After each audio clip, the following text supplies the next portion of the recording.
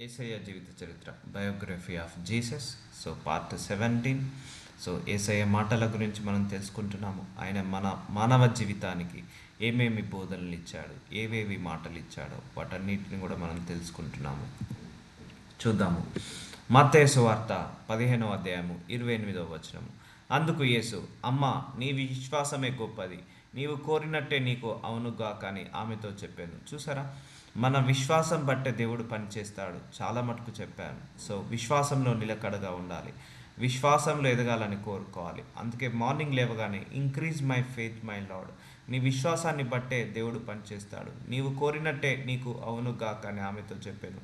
So మనిషిలో మంచి మంచి కోరికలు ఉండాలి, మంచి హ్యాపీగా ఉండాలి, హెల్తీగా ఉండాలి, వెల్తీగా ఉండాలి, కష్టాలు ఉండొద్దు, కన్నీళ్ళు ఉండొద్దు అని ఇలా కోరుకోవాలి, పేదరికంలో ఉండొద్దు. సో నువ్వు ఎలా కోరుకుంటే దేవుడు అలా పనిచేసి పెడతాడు. సో కాబట్టి పాజిటివ్గా కోరుకోండి, మీ లైఫ్ గురించి పాజిటివ్ డైమెన్షన్లో కోరుకోండి, మనకు పాజిటివ్గా అలాగే జరుగుతుంటుంది.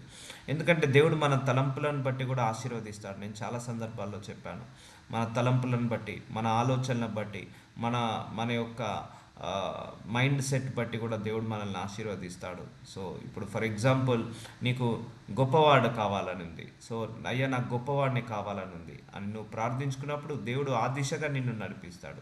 లేదు, నేను ఇక్కడే ఉంటాను, ఇలాగే ఉంటానంటే దేవుడు అక్కడే ఉంచుతాడు, అలాగే ఉంచుతాడు. సో నీ యొక్క ఇంటెన్షన్ బట్టే దేవుడు నడుస్తుంటా అంటాడు, దేవుడు పనిచేసి పెడుతుంటా అంటాడు. సో నీ విశ్వాసము గొప్పది, ఇది మర్చిపోవద్దు. విశ్వాసము మనల్ని దేవుడిని అట్రాక్ట్ చేస్తుంది. విశ్వాసము దేవుడి యొక్క మిరాకిల్స్ని అట్రాక్ట్ చేస్తుంది. దేవుడి యొక్క ప్రత్యక్షతను, దేవుడి యొక్క సాక్ష్యాన్ని అట్రాక్ట్ చేస్తుంది. విశ్వాసం ఎప్పుడైనా ప్రజెంట్ టెన్స్ని చూపిస్తుందండి, పాస్ట్ ఫ్యూచర్ది చూపించదు. విశ్వాసం అంటే ఈరోజు, ఈ క్షణము, ఈ గడియది గురించి మాట్లాడుతుంటుంది. సో నిన్న విశ్వాసం ఉంది, ఈరోజు విశ్వాసం లేదు. సో కాబట్టి ఈరోజు నువ్వు దేవుడి యొక్క ఆశీర్వాదాన్ని పొందుకోలేవు. సో కాబట్టి నీ విశ్వాసమే గొప్పది అని దేవుడు చెప్తున్నాడు. సో అందరూ కూడా విశ్వాసంలో ఎదగాలని కోరుకోవాలి, విశ్వాసంలో నిలకడగా ఉండాలని కోరుకోవాలి అని ప్రార్థించుకోవాలి ఎప్పుడైనా కూడా. ఎందుకంటే మనము ఈ లోకంలో ఉన్నప్పుడు అవిశ్వాసంలో నడవాల్సి వస్తుంది. కొన్ని ప్రార్థనలకు జవాబు రాకపోతే దేవుడి మీద నమ్మకం పోతుంది, దేవుడి మీద అల్ప విశ్వాసం వస్తుంది.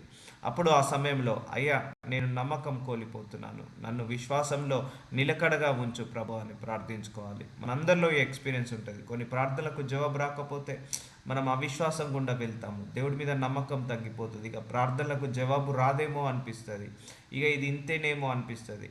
సో ఆ సమయంలో మనం ప్రార్థించుకోవాలి, అయ్యా, నేను అవిశ్వాసంలోకి వెళ్తున్నాను, అల్ప విశ్వాసంలోకి వెళ్తున్నాను, నన్ను విశ్వాసిగా మార్చునాయన, నన్ను విశ్వాసంలో నిలకడగా నిలబెట్టునాయన అని ప్రార్థించుకున్నప్పుడు దేవుడు మనల్ని విశ్వాసంలో నిలకడగా నిలబెడతాడు.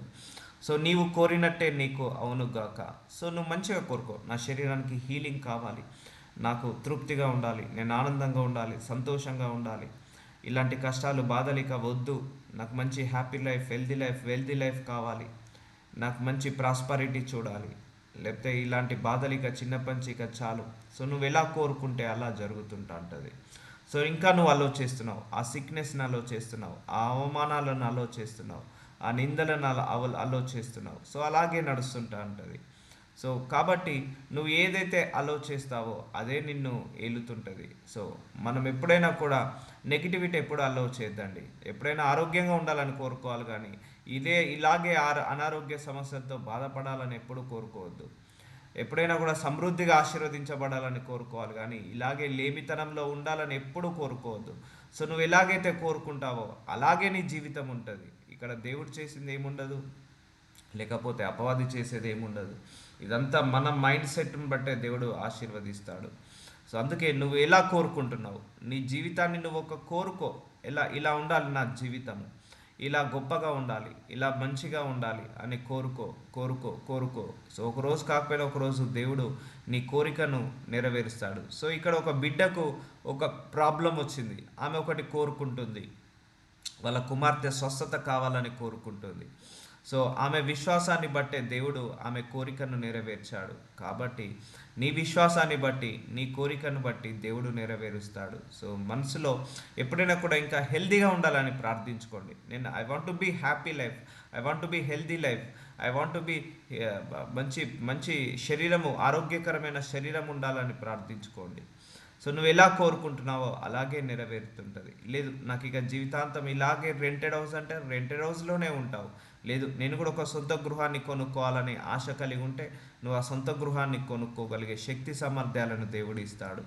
సో లేదు నేను నా జీవితాంతం ఇలాగే బాధలు చింతల గుండా వెళ్ళాలి, ఈ లేమితనం ఈ పేదరికం నాకు నచ్చిందంటే నువ్వు అలాగే ఉండిపోతావు. లేదు నాకు ఈ పేదరికం వద్దు, ఈ లేమితనం వద్దు, నేను సమృద్ధిగా ఉండాలి, సంతోషంగా ఉండాలి అని అనుకున్నప్పుడు దేవుడు నిన్ను ఆ దిశగా నడిపిస్తాడు. సో నీ కోరికను తగ్గట్టు, నీ ఆశ తగ్గట్టు, నీ విశ్వాసాన్ని తగ్గట్టు, నీ ఆకలి తగ్గట్టు, నీ దాహాన్ని తగ్గట్టు దేవుడు ఏం చేస్తుంటా అంటాడు? పని చేస్తుంటా అంటాడు. చూద్దాము. యేసు అక్కడ నుండి వెళ్ళి గలిలయ సముద్ర తీరమునకు వచ్చి కొండెక్కి అక్కడ కూర్చుండగా, సో యేసు ప్రభువారు కొండెక్కి అక్కడ కూర్చున్నట ఎక్కడ? గలిలయ సముద్ర తీరమున. బహుజన సమూహంలో ఆయన యుద్ధకు కుంటివారు, గుడ్డివారు, మూగవారు, అంగహీనులు మొదలైన అనేకులను తీసుకొని వచ్చి ఆయన పాదముల యొద్ద పడవేసిరి. ఆయన వారిని స్వస్థతపరిచాను. చూసారా, దేవుడు అందరినీ కూడా స్వస్థతపరిచాడు. 100% రిజల్ట్, 100% ఇన్స్టెంట్ హీలింగ్. అక్కడ ఒక్క ఫెయిల్యూర్ కూడా లేదండి. అనేక మంది ఆయన యుద్ధకు కుంటి వాళ్ళు వచ్చారట, కాళ్ళు లేని వాళ్ళకు కాళ్ళు వచ్చాయి, గుడ్డివారు వచ్చారు, చూపు లేని వాళ్ళకు చూపు పొందుకున్నారు, మూగవారు వచ్చారు, కంటి మూగవారు అంటే మాటలు రాని వాళ్ళకు మాటలు వచ్చాయి, అంగహీనులు ఫిజికల్ హ్యాండిక్యాప్డ్ పర్సన్స్ అనేకులు తీసుకొని వచ్చి ఆయన పాదముల యొద్దకు పడవేసిరి. ఆయన వారిని స్వస్థతపరిచాను. అనేక మందిని స్వస్థతపరిచాడు. 0 ఫెయిల్యూర్స్ అండి, 0 ఫెయిల్యూర్స్, 100% రిజల్ట్ అక్కడ, 100% హీలింగ్, 100% డెలివరెన్సీ, 100% టెస్టిమోనీ. ఏ ఒక్కటి కూడా ఫెయిల్యూర్ లేదు. ఇన్స్టెంట్ హీలింగ్, ఇన్స్టెంట్ డెలివరెన్స్ చేశాడు దేవుడు యేసు ప్రభు వారు. సో అప్పటి వరకు ఎవరు కూడా అన్ని అద్భుతాలు చేయలేదు. మూగవారు మాట్లాడుటయను, అంగహీనులు బాగుపడుటయను, కుంటివారు నడుచుటయను, గుడ్డివారు చూచుటయను, జన సమూహము చూచి ఆశ్చర్యపడి ఇజ్రాయేల్ దేవుణ్ణి మహిమపరిచిరి. చూసారా, అనేక మంది రిసీవ్ చేసుకున్నారు, వాళ్ళ హీలింగ్ని రిసీవ్ చేసుకున్నారు. మూగవాళ్ళు వచ్చారు, మాటలు పొందుకున్నారు, అంగహీనులు వచ్చారు, బాగుపడ్డారు, కుంటివారు వచ్చారు, నడుచుకుంటూ వెళ్ళారు, గుడ్డివారు వచ్చారు, చూపును పొందుకున్నారు. జన సమూహము చూచి ఆశ్చర్యపడి ఇజ్రాయేల్ దేవుణ్ణి మహిమపరిచిరి. సో దేవునికి మహిమపరిచారు. సో 100% సక్సెస్ రేషియో ఇక్కడ దేవుడి విషయంలో, హీలింగ్ విషయంలో. అందుకే మన God of healer is expert, హీలింగ్లో ఎక్స్పర్ట్. సో ఎవరికి ఏ సిక్నెస్ ఉన్నా, పుట్టినప్పటి నుంచి ఎలాంటి లోపాలున్నా ప్రార్థించుకోండి. ఒకటండి, సిక్నెస్ హీలింగ్ కావాలంటే రెండు విషయాలు. ఒకటి విశ్వాసము ఉన్నప్పుడే నువ్వు సిక్నెస్ హీల్ అవుతావు. 2 పాపములు క్షమించబడ్డాయి.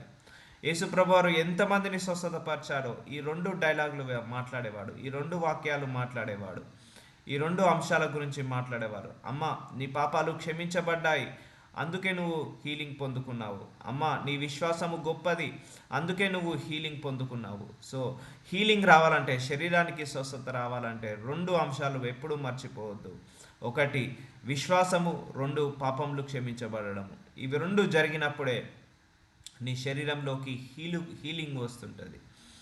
సో అది యేసు ప్రభువారు అలాగా చేశారు, చెప్పారు. కాబట్టి అదే వాక్యాన్ని నేను మీకు బోధిస్తున్నాను. సో దేవుణ్ణి మహిమపరచరి. సో మన శరీరంలో ఏదైనా హీలింగ్ వచ్చినప్పుడు దేవుణ్ణి మహిమపరచాలి. సో ఆయనకు కృతజ్ఞత కానుక ఇచ్చి మహిమపరచాలి, కృతజ్ఞతాస్తుతులు చెల్లించి మహిమపరచాలి. అంతట యేసు తన శిష్యులను పిలిచి, ఈ జనులు నేటికి 3 దినముల నుండి నా యొద్దనున్నారు. చూసారా, ఆ జనాలందరూ కూడా 3 దినముల నుంచి ఆయన దగ్గరనే ఉంటున్నారు. పగలు, రాత్రి, సాయంత్రము, ఉదయము 3 దినములు ఆయన దగ్గరనే ఉంటున్నారు. వారికి తననేమియూ లేదు, తిననేమియూ లేదు. సో తినడానికి ఏమీ లేదట వాళ్ళ దగ్గర, అనేక మంది గనుక వారి మీద కనికరపడుచున్నాను. చూసారా, మనం లేమిలో బ్రతకడం దేవుడికి ఇష్టం ఉండదు. ఆ ఉపవాసంతో ఉండడము, వాళ్ళకి ఒక పూట భోజనం లేకుండా ఉండడం ఆయనకి ఇష్టం ఉండదు. సో అక్కడ అనేక మంది ఆయనను వచ్చారు, వాళ్ళు తినడానికి ఏమీ లేదు. కానీ దేవుడు ఏం చేస్తున్నాడు? యేసు ప్రభువారు కనికర పడుతున్నారు, అంటే వాళ్ళు ఆకలిగా ఉండడం ఆయనకి ఇష్టం లేదు. సో మనము కూడా లేమితనంలో ఉండడము, ఆకలితో పడుకోవడము, ఆకలితో మనము ఉండడము ఆయనకు కూడా ఇష్టం ఉండదు. మనకు కూడా, మన విషయంలో కూడా పక్షపాతం లేని దేవుడు. కనికర పడుచున్నాను, వారు మార్గంలో మూర్ఛపోవుదురేమో అని వారిని ఉపవాసంతో పంపివేయటకు నాకు మనస్సు లేదని వారితో చెప్పగా. చూసారా, మనస్సు లేదు. మనము 3 పూటల భోజనం తిని తిని తృప్తిగా ఉండడం దేవుడి చిత్తం అండి. ఇలా లేమితనంలో ఒక పూట చాలి ఇంకో పూట చాలని ఆ, ఇంట్లో గ్రాసరీస్ లేక లేమితనంలో ఉండడం, తక్కువలో బ్రతకడం దేవుడికి చిత్తము కాదు. ఆయనకు మనస్సు లేదు. అందుకే దేవుణ్ణి అడగాలి, నువ్వు సమృద్ధిగా ఆశీర్వదించు ప్రభువా, నాకు నా బ్రతుకు దినములన్నీ నాకు నా కుటుంబానికి కూడా ఎక్కడ ఫుడ్కి కరువు రావద్దు, ఎలాంటి గ్రాసరీస్కి కూడా తక్కువ కావద్దు, ఫ్రూట్స్ వెజిటేబుల్స్ ఎలాంటిది కూడా తక్కువ కావద్దు, మా 3 పూటల భోజనాన్ని సమృద్ధిగా ఆశీర్వదించు ప్రభువా, లెక్కకు మించి ఆశీర్వదించమని అడగాలి ఎప్పుడైనా కూడా. సో దేవుడు అలా ఆశీర్వదిస్తాడు. సో ఇక్కడ అనేక మంది ఆయన వెంబడిస్తున్నారు, కానీ వాళ్ళు తినడానికి ఏమీ లేదు వాళ్ళ మీద. లేకపోతే దేవుడు ఏం చేస్తున్నాడు, కనికర పడుతున్నాడు. వారు మార్గంలో మూర్చపడుదురేమో, ఉపవాసంతో పంపివేయుటకు నాకు మనస్సు లేదని. అంటే ఆ ఆకాశ పక్షులనే పెంచి పోషిస్తున్న దేవుడు ఆహారాన్ని ఇచ్చి మనల్ని పెంచి పోషిస్తాడు. సమృద్ధిగా ఆశీర్వదించమని అడగండి. ఇంట్లో మంత్ ఎండ్ వచ్చే వరకు కూడా ఆ గ్రాసరీస్ తక్కువ కావద్దు, ఇంట్లో మంత్ ఎండ్ వచ్చే వరకు కూడా ఫ్రూట్స్ వెజిటేబుల్స్ తక్కువ కావద్దు అని ప్రార్థించుకోండి. సమృద్ధిగా ఆశీర్వదించమని అడగండి దేవుణ్ణి. సో నువ్వు ఎలా ప్రార్థిస్తావో దేవుడు అలా పనిచేసి పెడతాడండి. సో ఇంట్లో అన్ని సమృద్ధిగా ఉండాలి, ఎప్పుడైనా కూడా లేమితనంలో ఉండదు. ప్రార్థించుకున్నప్పుడు దేవుడు ఆ లేమితనాన్ని తీసేసి సమృద్ధితనాన్ని ఆశీర్వదిస్తాడు. సో కాబట్టి సమృద్ధిగా ఆశీర్వదించమని దేవుడు అడగండి. సో ఇక్కడ అందరికి కూడా తినడానికి ఆహారం లేనప్పుడు యేసు ప్రభువారు వాళ్ళు ఆకలితో ఉన్నారని గ్రహించి ఆయన శిష్యులు ఇంత గొప్ప జన సమూహంను తృప్తిపరచడకు కావలసిన రొట్టెలు అరణ్య ప్రదేశంలో మనకు ఎక్కడి నుండి వచ్చునని ఆయనతో అనేది. సో ఆయన శిష్యులు అంటున్నారు, ఇంతమంది జన సమూహము మనల్ని వెంబడిస్తున్నారు కదా, వీళ్ళందరూ తినడానికి మనకు అన్ని రొట్టెలు లేవు, మళ్ళీ పైగా ఇది అరణ్య ప్రదేశము, ఎక్కడి నుండి వచ్చునని ఆయనతో అనిరి. యేసు మీ వద్ద ఎన్ని రొట్టెలు ఉన్నవని వారిని అడగగా వారు 7 రొట్టెలు కొన్ని చిన్న చేపలు ఉన్నవని చెప్పిరి. సో యేసు ప్రభు వారు అడుగుతున్నారు, ఎన్ని రొట్టెలు ఉన్నాయి, ఎన్ని చేపలు ఉన్నాయి అని అడిగినప్పుడు యేసు మీ వద్ద ఎన్ని రొట్టెలు ఉన్నావో వారు అడగా 7 రొట్టెలు కొన్ని చిన్న చేపలు ఉన్నవని చెప్పిరేట. సో ఎన్ని ఉన్నాయో అది తీసుకురండి అన్న. అప్పుడు ఆయన నేల మీద కూర్చుండి జన సమూహమును ఆజ్ఞాపించి అందరు మీరు కూర్చోండి అని అంటున్నాడు. సో ఒకటండి, వాళ్ళ దగ్గర అనేక మంది జనాభా ఉన్నారు, కానీ వాళ్ళ దగ్గర ఉన్నది ఏంటిది, 7 చేపలే, కొన్ని రొట్టె ముక్కలే. సో మనము ఎప్పుడైతే దేవుడికి లేమిలో ఉండి ఇస్తామో అదే నీకు గొప్ప ఆశీర్వాదం. గుర్తుపెట్టుకోండి ఎప్పుడైనా కూడా, నాకే లేదు నేను దేవుడికి ఏమి ఇవ్వాలి, నాకే లేదు నేను దేవుడికి ఎందుకు ఆఫరింగ్ ఇవ్వాలి, నాకే లేదు దేవుడికి ఎందుకు నేను ఎందుకు ఆఫరింగ్ ఇవ్వాలి, ఆ సీడ్ ఎందుకు ఇవ్వాలి అని అనుకున్నప్పుడు నువ్వు ఆశీర్వదించబడలేవు. సో అక్కడ ఏమంటున్నాడు యేసుప్రభు, నీ దగ్గర ఎన్ని ఉన్నాయో ఎంతో కొంత నాకు ఇవ్వు అని అంటున్నాడు. యేసు మీ వద్ద ఎన్ని రొట్టెలు ఉన్నవని వారిని అడగగా వారు 7 రొట్టెలు కొన్ని చిన్న చేపలు ఉన్నవని చెప్పిరి. ఆ 7 రొట్టెలు ఆ చేపలను పట్టుకొని, చూసారా, ఇచ్చింది కొంచెమే, దేవుడు ఏం చేశాడు, పట్టుకున్నాడు, దాన్ని ఇచ్చిన దానిని పట్టుకొని కృతజ్ఞతాస్తుతులు చెల్లించి వాటిని విరిచి తన శిష్యులకు ఇచ్చాను. శిష్యులు జనసమూహంనకు వడ్డించిరి. సో మనం ఏసయ్యకు ఎంత తక్కువ ఉంటే, ఎంత తక్కువ ఉన్నా పర్లేదు, అది ఇస్తే, ఏసయ్య చేతికి ఇస్తే ఏదైనా ఆశీర్వాదమే అండి. అందుకే నీకు తక్కువలో ఉన్నప్పుడే ఇవ్వండి, దేవుడు నిన్ను గొప్పగా ఆశీర్వదిస్తాడు. లేమితనంలో ఉన్నప్పుడే ఇవ్వండి, దేవుడు గొప్పగా ఆశీర్వదిస్తాడు. ఇప్పుడు ఆయన చేతికి ఏదైతే ఇచ్చారో అది కృతజ్ఞతాస్తుతులు చెల్లిస్తున్నాడు. సో విరిచి తన శిష్యులకు ఇచ్చెను. శిష్యులు జనసమూహమును వడ్డించిరి. వారందరూ తిని తృప్తి పొందిన మీదట మిగిలిన ముక్కలు 7 గంపల నిండా ఎత్తిరి. చూసారా, సమృద్ధి ఆశీర్వాదం. వాళ్ళు తిని తృప్తి పొందిన తర్వాత 7 గంపలు ఎత్తారట. అది ఎప్పుడు, యేసు ప్రభు వారి చేతికి ఆ లేమితనంలో ఉన్నప్పుడు ఇచ్చినప్పుడు, ఆ కొద్దిగా ఉన్నప్పుడు ఇచ్చినప్పుడే దేవుడు ఆశీర్వదించాడు. సో గంపల నిండా ఎత్తిరి. స్త్రీలను పిల్లలు కాక తినిన వారు 4,000 మంది పురుషులు. చూసారా, 7 రొట్టెలు 7 చేప ముక్కలు కొన్ని రొట్టె ముక్కల వల్ల 4,000 మంది తిన్నాక కూడా ఇంకా మిగిలిందట. అలాగా మనం ప్రార్థించుకోవాలి. 7 గంపలు నిండిందట. సో మనం ఇలా ప్రార్థించుకోవాలి, సమృద్ధిగా ఆశీర్వదించు ప్రభువా. ఆనాడు 5 రొట్టె ముక్కలు 2 చేప ముక్కలు మీ చేతికి ఇచ్చినప్పుడు ఎలాగైతే అందరూ తిని తృప్తి పొందినాక ఇంకా ఎలాగైతే మిగిలిందో, నా కుటుంబము కూడా మంత్ ఎండ్ వచ్చే వరకు కూడా తిని తృప్తి తిన్న తర్వాత కూడా ఇంకా మిగిలే కృపను దయచేయమని అడగండి. దేవుణ్ణి సమృద్ధిగా ఆశీర్వదించమని అడగండి. సో నువ్వు లేమితనంలో ఉన్నప్పుడే దేవుడికి ఇచ్చేది గొప్ప అండి. ఇప్పుడు వాళ్ళందరి దగ్గర లేమితనం ఉంది. సో ఆ లేమిలో కొంచెమే ఉంది వాళ్ళ దగ్గర. ఆ కొంచాన్ని దేవుడి దగ్గరికి ఇచ్చినప్పుడు, దేవుడి చేతికి ఇచ్చినప్పుడు ఆ కొంచాన్ని బహుఘనముగా ఆశీర్వదించాడు. ఆ కొంతనే ఉన్నది, కొంతనే కానీ బహుఘనముగా ఆశీర్వదించాడు. సో ఆశీర్వాదం ద్వారా అందరూ తిని తృప్తి పొందారు. సో మనము కూడా ఇలా ప్రార్థించుకోవాలి. తినిన వారు 4,000 మంది పురుషులు. అప్పుడు పరిసయ్యులు సద్దకయ్యులు వచ్చి ఆయనను శోధించుటకు ఆకాశం నుండి ఒక సూచన క్రియను తమకు చూపుమని ఆయనను అడగగా ఆయన ఇట్లా నేను. సో పరిసయ్యులు సద్దకయ్యులు ఆయనను పరీక్షించాలని, ఆయనను శోధించాలని, ఆయనను పరీక్ష పెట్టాలని, ఇక్కడ ఒక ఆకాశంలో ఒక సూచన క్రియ చూపించు అంటే, నువ్వు కుంటి వాళ్ళను లేపుతున్నావు, గుడ్డి వాళ్ళను నడిపిస్తున్నావు, గుడ్డి వాళ్ళకు చూపునిస్తున్నావు, మూగవాళ్ళు మాట్లాడేలాగే చేస్తున్నావు, ఇలా అంత అనేక మందికి పంచి పెడుతున్నావు, లేకున్నా కూడా ఆశీర్వదించి పంచి పెడుతున్నావు. సో ఇన్ని సూచన క్రియ మాత్కార్యాలు చూస్తున్నావు కదా, ఇప్పుడు ఆకాశంలో కూడా ఒక సూచన క్రియను చూపించమని ఆయన అడగగా ఆయన ఇట్లనెను, సాయంకాలం మీరు ఆకాశం ఎర్రగా ఉన్నది కనుక వర్షము కురియదనియు. మీరు సూచన క్రియ అడుగుతున్నారు, కానీ మీరు మాత్రము ఆకాశము ఎర్రగా ఉంటే, అంటే ఇప్పుడు వర్షం పడాలంటే ఏంటిది, మేఘాలు రావాలి, అంటే నల్లగా ఉంటే వర్షాలు పడతాయి, ఆకాశము మబ్బు కలిగితే ఆ వర్షాలు పడతాయి. మీరు అలాంటి సూచన క్రియలు చూస్తున్నారు. ఆకాశం ఎర్రగా ఉంటేనేమో వర్షం పడుతుంది అనుకుంటారు. ఉదయం ఆకాశం ఎర్రగాను మబ్బుగాను ఉన్నది కనుక నేడు గాలివాన వచ్చునని చెప్పుదురు కదా. సో ఆకాశం ఎర్ర ఉంటేనేమో వర్షం పడదు, నల్లగా ఉంటేనేమో మబ్బులు పడితేనేమో వర్షం పడుతుంది అని అంటున్నారు కదా. మీరు ఆకాశం వైపరి వివేచింపక నెరుగుదురు కానీ ఈ కాలంలో సూచనలను వివేచింపలేదు. సో మీరు ఆకాశాన్ని చూసి ఇది వర్షాకాలము ఎండాకాలం అని డిసైడ్ చేస్తున్నారు, లేకపోతే వర్షం వస్తుంది ఎండ వస్తుందని డిసైడ్ చేస్తున్నారు. కానీ వ్యభిచారులైన చెడ్డతరం వారా సూచన క్రియ అడుగుచున్నారు. అయితే యోనాను గూర్చిన సూచన క్రియని మరి ఏ సూచన క్రియనను వారికి అనుగ్రహింపబడదని వారితో చెప్పి వారిని విడిచి వెళ్ళిపోయాను. ఆయన శిష్యులు అద్దరికి వచ్చి రొట్టెలు తెచ్చుటకు మరిచిరి. అప్పుడు యేసు చూచుకొనిడి పరిసయ్యులు సద్దుకాయలు అను వారి పులిసిన పిండిని గూర్చి జాగ్రత్త పడునని వారితో చెప్పాను. సో చూడండి, ఇక్కడ ఆయన శిష్యులు అద్దరికి వచ్చాట, రొట్టెలు తెచ్చుటకు మర్చిపోయారట, తినడానికి రొట్టెలు తెచ్చుకోవడానికి మర్చిపోయారట. అప్పుడు యేసు చూచుకొనుడి పరిసయ్యులు సద్దుకాయలు. సో పరిసయ్యులు సద్దకాయలు వారు పులిసిన పిండిని గూర్చి జాగ్రత్త పడుడని వారితో చెప్పాను. పులిసిన పిండి, సో ఒకటండి, పులిసిన పిండి దేనికి సాదృశ్యం అంటే మన ఆత్మీయ జీవితంలో కొంచెము కల్తీ ఉన్నా కూడా అది పులిసిన పిండి లాగా అవుతుంది. ఇప్పుడు మనమే కొన్ని చపాతీలు చేద్దాం అనుకుంటాం, అందులో కొంత పులిసిన పిండిని కలిపామనుకో పిండి అంతా పాడైపోతుంది.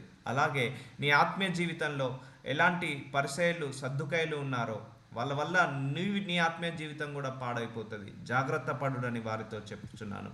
కాగా వారు మనము రొట్టెలు తేనందును కదా ఈ మాట చెప్పినని తమలో తాము ఆలోచించుకొనిచుండిరి. సో యేసు ప్రభువు వారు ఏం చెప్తున్నా అంటే, ఇక్కడ పరిసయ్యులు సద్దకాయలు ఉన్నారు, వాళ్ళతో జాగ్రత్తగా ఉండండి. వాళ్ళు పులిసిన పిండి లాంటి వాళ్ళు, వాళ్ళ వల్ల మన ఆత్మీయ జీవితం పాడైపోతుంటుంది అని ఆ సూచన క్రియతో అడుగుతున్నాడు, ఆ మహత్కార్యంతో అడుగుతున్నాడు, ఆ ఇంటెన్షన్తో ఆయన చెప్తున్నాడు. కానీ వీళ్ళు ఏమనుకుంటున్నారు, మన దగ్గర రొట్టెలు లేవేమో అందుకే ఈ పులియని పిండి గురించి మాట్లాడుతున్నారని ఆయన అనుకుంటున్నాడు. యేసు అది ఎరిగి, విశ్వాసులారా, అల్ప విశ్వాసులారా, మన యొద్ద రొట్టెలు లేవని మీరు ఎందుకు ఆలోచించుకొనుచున్నారు? మీరు ఎందుకు ఆలోచించుకున్నారు? నేను చెప్పింది ఏంటిది, మీరు చేస్తున్నది ఏంటిది? నేను చెప్పింది ఏంటిది, మీరు విన్నది ఏంటిది? అక్కడ దేని గురించి మాట్లాడుతున్నాడు యేసు ప్రభు వారు?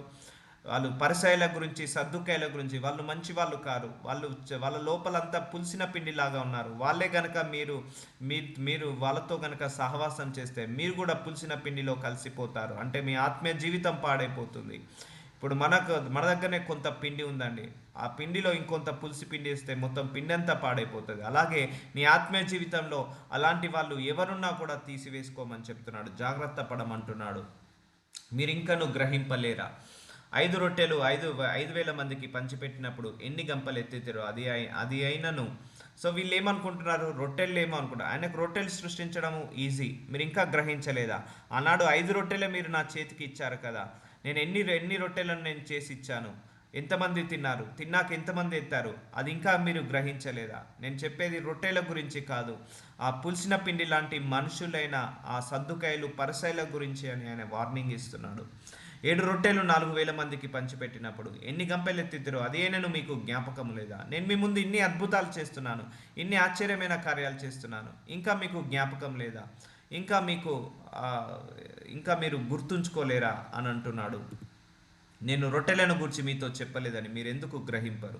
పరిసయ్యులు సద్దకాయలు అనువారు పులిసిన పిండిని గూర్చి జాగ్రత్త పడునని చెప్పాను. చూసారా, పరిసయ్యులు సద్దకాయలు వారు పులిసిన పిండి గూర్చి జాగ్రత్త పడడాన్ని చెప్పాను. సో వాళ్ళు పులిసిన పిండి లాంటి వాళ్ళు. అలాంటి వాళ్ళు మన జీవితంలోకి వస్తే మన జీవితం కూడా వాళ్ళలాగా పాడైపోతుంది. అందుకే మన ఆత్మీయ జీవితంలో పులిసిన పిండిలాగా ఉండొద్దని యేసు ప్రభు వారు చెప్తున్నాడు. అంతేకాని ఇక్కడ రొట్టెల గురించో భోజనం గురించో మాట్లాడట్లేదు. సో ఒక పిండిలో కొంత ఒక ఒక ఒక బిందెడు మంచి నీళ్ళలో ఒక చుక్క విషం కలిసినా కూడా ఆ నీళ్ళంతా కూడా విషం అయిపోతుంది.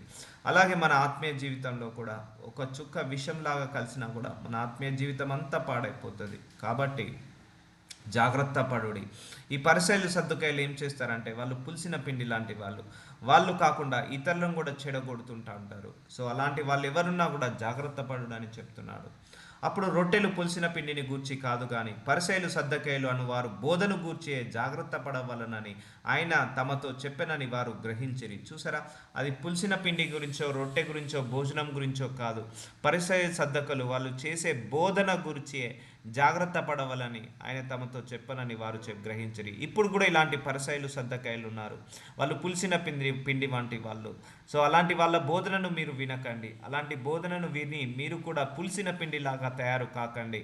అలాంటి బోధనలకు జాగ్రత్త పడు. సో ఒక దైవజనుడు ఇంకో దైవజనుడిని విమర్శిస్తున్నాడు, వినకండి. ద్వేషిస్తున్నాడు, వినకండి. అండ్ వాక్యం కాకుండా లోక సంబంధమైన వాటి గురించి మాట్లాడుతున్నాడు, వినకండి. అవన్నీ పులిసిన పిండితో సమానము ఆ పరిసయ్యులు సద్దకాయలు. యేసు ఫిలిప్పుడైన కైజరే ప్రాంతంలోకి వచ్చి మనుష్య కుమారుడు ఎవడని జనులు చెప్పుకుచున్నారని తన శిష్యులను అడగగా యేసు ప్రభువారు అడుగుతున్నాడు వాళ్ళ శిష్యులను తీసుకొని, మనుష్య కుమారుడు అంటే నేను ఎవరని జనులు అనుకుంటున్నారు శిష్యులను అడగగా వారు కొందరు బాప్తిజం ఇచ్చు యోహాను నీవు. సో ఇక్కడ యేసు ప్రభువారికి సర్వము తెలుసండి. ఆయన హృదయ అంతరంగములు ఎరిగిన దేవుడు. సో కావాలని పరీక్షిస్తున్నాడు. ఎందుకంటే ఎవరేమనుకుంటున్నారో ఆయనకు తెలియదా? ఎవరైనా మనసులో ఏదైనా అనుకుంటేనే ఆయన గ్రహించగలిగే శక్తి ఉంది. ఆయనకు మనసులో ఏదైనా ఆలోచిస్తేనే గ్రహించగలిగే శక్తి ఉంది. కానీ వాళ్ళ శిష్యులను ఎవరెవరు ఏమనుకుంటున్నారో అని అడుగుతున్నాడు. ఎవరేమనుకుంటున్నారో ఆయనకు కూడా తెలుసు. ఆయనకు తెలియదంటూ ఏమీ లేదు, సర్వము ఆయనకు తెలుసు. అయినా కూడా వారు కొందరు బాప్తిజం ఇచ్చు యోహాన్ అనియు, కొందరు ఏలియా అనియు, కొందరు యుర్మియా అనియు లేక ప్రవక్తలలో ఒకడనియు చెప్పుకొనుచున్నారు అనేది. సో కొందరేమో యోహాను బాప్తిజం ఇచ్చే యోహాన్ అనుకుంటున్నారు, కొందరు నువ్వు ఏలియా ప్రవక్తవు, యుర్మియా ప్రవక్తవు, లేకపోతే నువ్వు ఆ ప్రవక్తలలో ఒకడివి ప్రవక్తవు, జెర్మియా ప్రవక్తలలో ఒకడివి అని చెప్పుకుంటున్నారు అనేది. అందుకైనా మీరైతే నేను ఎవడిని చెప్పుకుంటున్నారని వారిని అడిగాను. అందుకు సిమోను పేతురు నీవు సజీవుడవగు దేవుడి కుమారుడవైన క్రీస్తు అని చెప్పాను. చూసారా, ఆయనకు తెలుసు, అన్నీ తెలుసు. ఆయన ఎవరెవరి మనసులో ఏమనుకుంటున్నారో. కానీ ఒకసారి శిష్యులను పరీక్షిస్తున్నాడు. సరే వాళ్ళైతే అలా అనుకుంటున్నారు కదా, మరి మీరు నా గురించి ఏమనుకుంటున్నారో చెప్పండి అని అన్నప్పుడు, మరియు నీవు పేతురవు, ఈ బండ మీద నా సంఘమును కట్టుదును, పాతాళ లోకము ద్వారములు దాని ఎదుట నిల్వనేరవని నేను నీతో చెప్పుచున్నాను. సో పేతురు, నీ ద్వారా ఒక సంఘాన్ని కడతాను, పరలోక రాజ్యం యొక్క తాళపు చెవులు నీకు ఇచ్చేదను. నీవు భూలోకమందు దేనిని బంధించుదివో అది పరలోకమందును బంధింపబడను. చూడండి, పరలోక తాళపు చెవులు పేతురుకి ఇచ్చాడు దేవుడు. సో దేవుడు ఒకరికి చేసింది అందరికీ చేస్తాడు. బైబిల్లో తాళపు చెవులు నీకు ఇచ్చేదను, నీవు భూలోకమందు దేన్ని బంధించదువో అది పరలోకమందును బంధింపబడను. సో ప్రార్థించుకోవాలండి. ఇక్కడ మీకు చాలా జ్ఞానం ఇస్తున్నాడు దేవుడు. సో ప్రార్థించుకోవాలి, బంధించాలి మన సమస్యలను. యేసు నామంలో అయ్యా నేను భూలోకంలో నా ఆర్థిక సమస్యలను బంధిస్తున్నాను, నా కుటుంబ సమస్యలను బంధిస్తున్నాను, నా అనారోగ్య సమస్యలను బంధిస్తున్నాను, నా అపవాది క్రియలన్నిటిని కూడా బంధిస్తున్నాను. నాకు భూలోకంలో నేను సమస్తాన్ని, నాకు చెడుగా జరుగుతున్న ప్రతిదాన్ని నేను బంధిస్తున్నాను. పరలోకంలో కూడా వాటిని బంధించమని ప్రార్థిస్తున్నాను తండ్రి. ప్రార్థించుకోవాలి, బంధించాలి ఆర్థిక సమస్యలను, కుటుంబ సమస్యలను, దరిద్రాన్ని, పేదరికాన్ని, లేమితనాన్ని, ఫెయిల్యూర్స్ని, రిజెక్షన్ని, డిసప్పాయింట్మెంట్, డిమోటివేషన్, డిప్రెషన్, డిస్సాటిస్ఫాక్షన్, వీటన్నిటిని నువ్వేం చేయాలి? భూలోకంలో బంధించాలి, వాటన్నిటిని బంధించాలి. అప్పుడు పరలోకంలో కూడా బంధించబడతాయి. మనకు అధికారం ఉందండి. మీరు కూడా మీ సమస్యలన్నింటినీ బంధించడం మొదలు పెట్టండి. ప్రార్థనలో బంధించండి, బైండ్ చేయండి వాటన్నిటిని కూడా. దేవుడు పరలోకంలో వాటిని బంధించి వేస్తాడు. భూలోకమంది దేని విప్పుదువో అది పరలోకమందు విప్పబడునని అతనితో చెప్పాను. సో అయ్యా, భూలోకంలో నేను అయ్యా భూలోకంలో నేను నా గృహ ద్వారాలను ఓపెన్ చేస్తున్నాను. పరలోకంలో కూడా నా సొంత గృహ ద్వారాలను ఓపెన్ చేయనైనా. భూలోకంలో నేను నా ప్రాస్పారిటీ ద్వారాలను ఓపెన్ చేస్తున్నాను. పరలోకంలో కూడా నా ప్రాస్పారిటీ ద్వారాలను ఓపెన్ చేయ ప్రభువా. భూలోకంలో నా నూతన ఆశీర్వాద ద్వారాలను ఓపెన్ చేస్తున్నాను. పరలోకంలో కూడా నా నూతన ద్వారాలను ఓపెన్ చేయ ప్రభువా. సో చూసావా, నువ్వు ఇలా ప్రార్థించుకున్నప్పుడు దేవుడు నీ జీవితంలో నూతన ద్వారాలను ఓపెన్ చేస్తాడు. నూతన ధనము, నూతన ఉద్యోగము, నూతన వాహనము, నూతన వస్త్రము, నూతన గృహము, నూతన మారు మనస్సు, నూతన ఆత్మీయ జీవితం, ఏ ద్వారాలు నీ జీవితంలో ఓపెన్ కావాలనుకుంటున్నావో అది నీ నోటితో ప్రవచించుకొని ఆ ద్వారాన్ని ఓపెన్ చేసుకో. దేవుడు వాటిని పరలోకంలో విప్పుతాడు. నువ్వు దేనిని బంధించాలనుకుంటున్నావో దానిని బంధించు. పరలోకంలో దేవుడు వాటిని బంధిస్తాడు. సో నువ్వు ఉపయోగించమంటున్నాడు. నీకు పరలోక తలపు చేతులు ఇచ్చాను. నువ్వు భూలోకంలో దేన్నైతే బంధిస్తావో పరలోకంలో బంధించబడతాయి. కాబట్టి ప్రార్థించాలి, నువ్వు బంధించాలి వాటన్నిటిని. నీకే సమస్యలు వెంబడిస్తున్నాయో వాటన్నిటిని బంధించండి. నా కోర్టు సమస్య యేసు నామంలో బంధించి వేస్తున్నాను. నా భార్య సమస్య, నా భర్త సమస్య యేసు నామంలో బంధించి వేస్తున్నాను. పిల్లల సమస్య యేసు నామంలో బంధించి వేస్తున్నాను. అనారోగ్య సమస్య, లేమితనము, పేదరికము యేసు నామంలో బంధించి వేస్తున్నాను. పరలోకంలో కూడా వీటన్నిటిని బంధించు ప్రభు అని ప్రార్థించండి.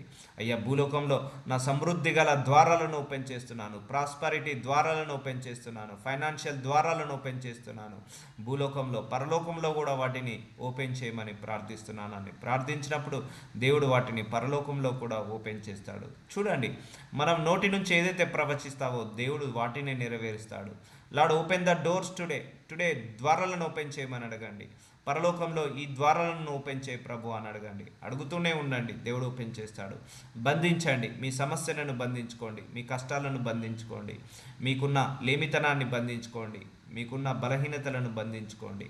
సో దేవుడు వాటన్నిటిని పరలోకంలో కూడా బంధివేస్తాడు. సో నువ్వు భూలోకంలో దేనైతే బంధిస్తావో అవి పరలోకమందు బంధించబడతాయి. నువ్వు భూలోకంలో దేనైతే విప్పుతావో అవి పరలోకమందు కూడా విప్పబడతాయి. కాబట్టి నువ్వు బంధించిన నీకే సమస్యలు బంధించబడాలో అవి బంధించుకోండి, ఏవి విప్పబడాలో అవి విప్పుకోండి. ఇది ఒక కీ ఇస్తున్నాడు దేవుడు. ఈరోజు మనకేమిస్తున్నాడు? పరలోక తాళపు చెవులు ఇస్తున్నాడు. ఈ తాళపు చేయిని మనం వాడాలి. వాడినప్పుడే కదా మనము సమృద్ధిలోకి వెళ్తాము. సో వాక్యం విని మళ్ళీ మీరు మర్చిపోతే, ప్రార్థించకపోతే మీరు ఆశీర్వదించబడలేరు. సో వాక్యానుసారంగా ఇలా ప్రార్థించండి. దేవుడు తప్పకుండా మీకు ఆ ద్వారాలను ఓపెన్ చేస్తాడు. ఏ ద్వారాలు అయితే మూసుకుపోయి ఉన్నాలో అవన్నీ కూడా మూసేస్తాడు. అటు పిమ్మట తాను క్రీస్తునని ఎవనితో చెప్పవద్దని ఆయన తన శిష్యులకు ఖండితముగా ఆజ్ఞాపించాను. చూసారా, కొన్ని రహస్యాలు, దైవ రహస్యాలు ఎప్పుడైనా రహస్యంగానే ఉంచాలి. సో దేవుడు కూడా నాకు చాలా చెప్పినప్పుడు I will not disclose anything. So దేవుడు కూడా మీకు దర్శనం ఇచ్చినప్పుడు గుర్తుపెట్టుకోండి. మీకు వాగ్దానం ఇచ్చిన, మీకు దర్శనం ఇచ్చిన, మీకు మాట ఇచ్చిన, మీ కలలో ఏదైనా చూపించినా కూడా మీకు ఇది చేస్తానని చెప్పినప్పుడు ఎవరికి కూడా చెప్పకండి. నెరవేరే వరకు చెప్పొద్దు. మీ ప్రార్థనలు కూడా ఎవరికి కూడా చెప్పొద్దు. నెరవేరే వరకు చెప్పొద్దు. మీ సాక్ష్యాలుగా చెప్పాలి. కానీ మీరెవరు కూడా దేవుడు ఏదైనా వాగ్దానం ఇచ్చాడు, నాకు ఈ వాగ్దానం ఇచ్చాడు దేవుడు అని ఎవరికి చెప్పకండి. కళ్ళలో వచ్చినప్పుడు, మీ పర్సనల్గా మాట్లాడినప్పుడు, దర్శనాల లోపల వచ్చినప్పుడు. సో ఎందుకంటే దైవ రహస్యాలు ఎప్పుడైనా కూడా సీక్రెట్గా ఉండాలి. దైవ కార్యాలు ఎప్పుడైనా రహస్యంగా చేయబడాలి. ఎందుకంటే అపవాది ఆటంకపరుస్తాడు. కాబట్టి ఖండితంగా చెప్పాడట, మీరెవరో కూడా చెప్పొద్దు నేను యేసునని, నేను క్రీస్తునని అని ఆయన ఖండితంగా అందరికీ చెప్తున్నాడు. అప్పటి నుండి తాను యెరూషలేమునకు వెళ్ళి పెద్దల చేతను, ప్రధాన యాజకుల చేతను, శాస్త్రుల చేతను అనేక హింసలు పొంది చంపబడి 3వ దినమున లేచుట అగత్యమని యేసు తన శిష్యులకు తెలియజేయ మొదలుపెట్టగా. సో ఇక్కడ ఏం చెప్తున్నాడు యేసు ప్రభువారు శిష్యులకు? తను ఎట్టి మరణము పొందబోతున్నాడో చెప్తున్నాడు. ఎవరి చేత? యాజకుల చేత, శాస్త్రుల చేత, ప్రధాన యాజకుల చేత, శాస్త్రుల చేత అనేక హింసలు పొందబోతున్నాను, నేను చంపబడబోతున్నాను, 3వ దినమున మళ్ళీ లేడ అగత్యమని యేసు తన శిష్యులను తెలియజేయ మొదలుపెట్టగా పేతురు ఆయన చేయి పట్టుకొని, ప్రభువా అది నీకు దూరమాగుగాక, అది నీకెన్నడూ కలగదని ఆయనను గద్దింపసాగాను. సో పేతురు ఏమంటున్నాడు? అది నీకు దూరం అవ్వాలి, నువ్వు అలా మరణించద్దు ప్రభువా. కానీ ఆయన వచ్చింది ఏంటిది? అలా మరణించడానికే. అది దైవ చిత్తము, దైవ కార్యము. కానీ పేతురు ఏమంటున్నాడు? అది నీకు కలగదు, అది అని గద్దింపసాగుతున్నాడు. అయితే ఆయన పేతురు వైపు తిరిగి, సాతానా నా వెనుకకు పొమ్ము, నీవు నాకు అభ్యంతర కారణమై ఉన్నావు. చూసారా, ఆడ గద్దిస్తున్నాడు యేసుప్రభు వారు సాతానా అని.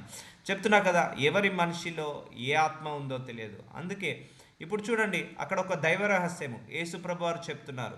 సో నేను ఇలా హింసలు పొందుతాను, ఇలా శ్రమలు పడబోతున్నాను, ఇలా కష్టాలు పడబోతున్నాను. సో ఇది ఒక దైవ రహస్యము. ఈ దైవ రహస్యం గురించి చెప్తున్నారు యేసు ప్రభువారు. సో కానీ ఆ పేతురు లోపల ఎవరున్నారు? సైతాను ఉన్నాడు. సో ఇప్పుడు ఎవరికి చెప్పినట్టు యేసు ప్రభువారు? సైతాను ఏం చేస్తున్నాడు? దైవ కార్యాన్ని ఆటంకపరుస్తున్నాడు. ఇప్పుడు అర్థమవుతుందా అండి?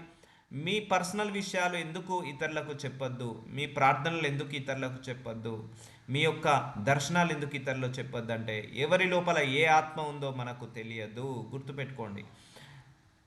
ఇక్కడ యేసు ప్రభువారు తన శిష్యులకు చెప్తున్నాడు, కానీ ఆ శిష్యుల్లో ఒకరికి ఏముంది? అపవిత్రాత్మ ఉంది, సాతాను ఉన్నాడు. ఆ సాతాను ఏం చేస్తున్నాడు? దైవ కార్యము జరగకుండా ఆపడానికి, నిలిపివేయడానికి ట్రై చేస్తున్నాడు. అలాగే నువ్వు చేసే ప్రయత్నాలు రహస్యంగా ఉంచు, నువ్వు చేసే ప్రార్థనలు రహస్యంగా ఉంచు, నువ్వు చేసే కార్యాలు రహస్యంగా ఉంచు. అప్పుడు దేవుడు నీకు మహిమనిస్తాడు, అప్పుడు దేవుడు నీ యొక్క సాక్ష్యాన్ని ఇస్తాడు. అందుకే సాతానా నా వెనుకకు పొమ్ము, నీవు నాకు అభ్యంతర కారణమై ఉన్నావు. చూసారా, అభ్యంతర పడతావు. అభ్యంతరం అంటే పని జరగనివ్వడు. సాతాను ఎప్పుడైనా నీ పనిని జరగనివ్వడు. చాలామంది చేసే తప్పు ఇదే. నువ్వు దేని గురించి ప్రార్థిస్తున్నావో రహస్యంగా పెట్టుకో, అప్పుడే నీకు ప్రార్థనలకు జవాబు వస్తాయి. నువ్వు దేని గురించి ప్రయత్నిస్తున్నావో రహస్యంగా పెట్టుకో, అప్పుడే నీ ప్రయత్నాలు ఫలిస్తాయి. ఇక్కడ యేసు ప్రభు వారు ఒక సీక్రెట్ చెప్తున్నాడు, కానీ అపవాది ఏం చేస్తున్నాడు? అభ్యంతర పడుస్తున్నాడు. అలాగే నువ్వు ఇతరులకు నీ ప్రార్థన గురించి చెప్పినప్పుడు, నీ ప్రయత్నాల గురించి చెప్పినప్పుడు, నీ ప్రయాసాల గురించి చెప్పినప్పుడు, నీ యొక్క సీక్రెట్ గురించి చెప్పినప్పుడు అక్కడ అపవాది కూడా వింటాడండి. విని ఆటంకపరుస్తాడు. ఓహో, నువ్వు ఉద్యోగం గురించి ప్రార్థిస్తున్నావా? ఓహో, నువ్వు పిల్లల గర్భఫలం గురించి ప్రార్థిస్తున్నావా? పిల్లల జాబ్ గురించి ప్రార్థిస్తున్నావా?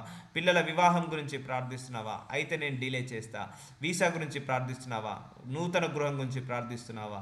అయితే నేను నిన్ను అభ్యంతరపరుస్తాడు. నువ్వు ఒకరికి చెప్పే ముందు అక్కడ అపవాది కూడా వింటున్నాడని మాత్రం మర్చిపోవద్దండి. ఎప్పుడైనా కూడా నువ్వు ఎప్పుడైతే రహస్యంగా ఉంచుతావో అప్పుడే నీకు సాక్ష్యం వస్తుంది, సమాధానం వస్తుంది. రహస్యంగా ఉంచకపోతే ప్రాబ్లం అవుతుంది. అపవాది అభ్యంతరపరుస్తాడు.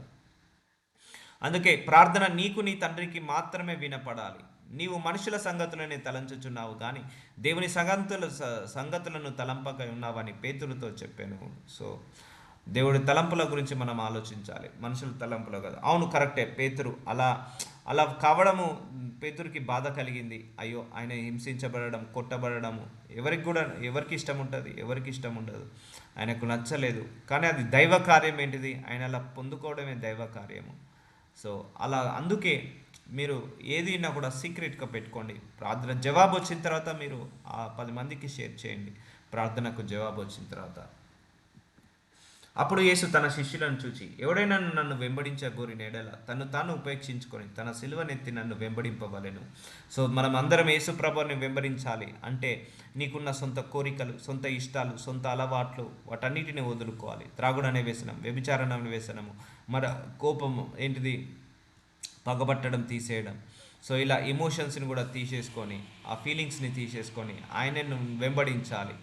నీ సొంత కోరికలు, నీ సొంత అవసరాలు కాకుండా సాక్రిఫై లైఫ్. ఒకసారి నువ్వు ఏసైనా వెంబడిస్తున్నావంటే నువ్వు ఆయనకు నచ్చినట్టుగా ఉండాలి, కానీ మనకు నచ్చినట్టుగా ఉండకూడదు. సో దాని తర్వాత దేవుడు ఆయనకు నచ్చినట్టుగా నువ్వు బ్రతుకుతున్నప్పుడు నీకు కావాల్సినదంతా కూడా ఆయన సమృద్ధిగా ఆశీర్వదిస్తాడు.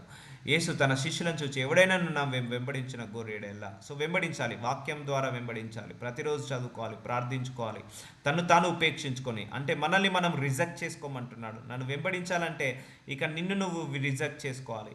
నీ ఇష్ట ప్రకారం కాదు, నా ఇష్ట ప్రకారం నువ్వు నడవాలి.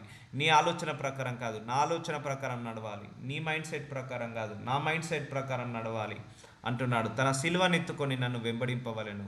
సిలువ ఎత్తుకొని నన్ను వెంబడించాలి అంటే మనకు ఇప్పుడు ఫర్ ఎగ్జాంపుల్ ద్వేషం వస్తుంది, ద్వేషం చూపించద్దు అంటాడు.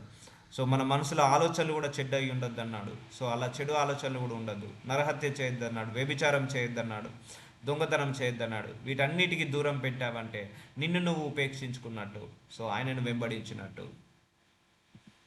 తన ప్రాణమును రక్షించుకోరుకునివాడు దానిని పోగొట్టుకొనును, నా నిమిత్తము తన ప్రాణమును పోగొట్టుకునివాడు దాన్ని దక్కించుకొనును. అంటే నువ్వు నా కోసం నువ్వు ఏది చేసినా కూడా నేను దానిని కాపాడుతాను.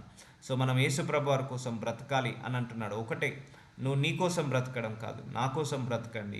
అప్పుడు నువ్వు నీ ప్రాణాన్ని, నీ యొక్క మానాన్ని, నీ యొక్క ప్రాణాన్ని, నీ యొక్క అన్నిటిని కూడా నువ్వు పొందుకుంటావు. So first leave for me, ఎందుకంటే ఐ డైడ్ ఫర్ యూ, నేను నీ కోసం చనిపోయాను కదా, నువ్వు నా కోసం జీవించు అంటాడు.